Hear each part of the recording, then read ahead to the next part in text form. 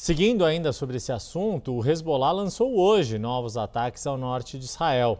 Projéteis lançados do Líbano foram vistos no céu perto da fronteira com o território israelense. Vários carros foram incendiados no ataque. As equipes de emergência foram mobilizadas. Até agora, não há informações sobre feridos. E nos Estados Unidos, o ministro da Fazenda, Dario Durigan, reforçou hoje o compromisso com a política fiscal brasileira. Durante as reuniões de primavera do Fundo Monetário Internacional, ele declarou que os mais pobres não podem pagar o preço desta guerra no Oriente Médio. Quem está acompanhando tudo e vem conosco ao vivo trazer mais informações é Mariana Janjacomo, já na tela. Boa tarde, Mari.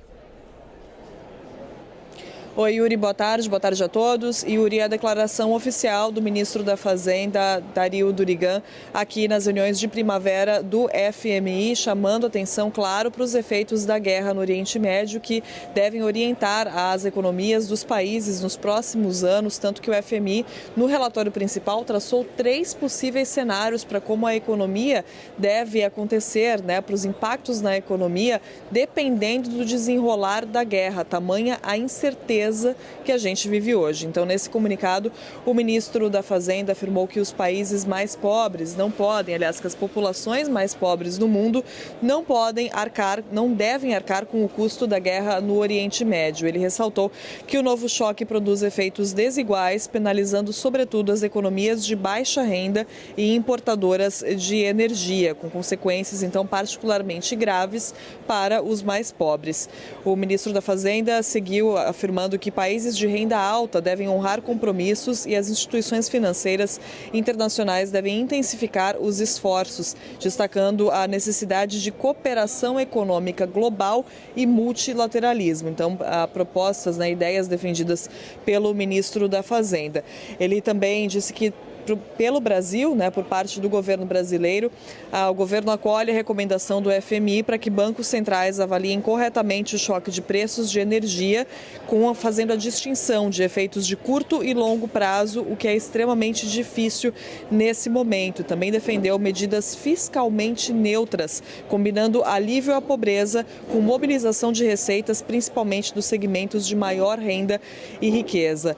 O ministro da Fazenda também defendeu a atividade econômica no Brasil. Ele tem falado bastante sobre isso, inclusive ontem eu conversei com ele e ele disse que o Brasil foi um dos primeiros países a tentarem mitigar os efeitos dessa guerra, exportando petróleo, e o relatório aqui do FMI fez essa previsão, na verdade, de um certo alívio ou de uma leve melhora ou um leve efeito positivo da guerra na economia pela exportação de petróleo. Ainda assim, o relatório também previu uma piora ali em 2027 por causa da diminuição do consumo e do aumento dos preços dos insumos, principalmente dos fertilizantes. Foi uma projeção ali diferente da projeção feita pelo Ministério da Fazenda, e o ministro atribuiu essas diferenças a diferenças na metodologia, nos cálculos de como essas projeções são feitas, tanto as do Ministério da Fazenda,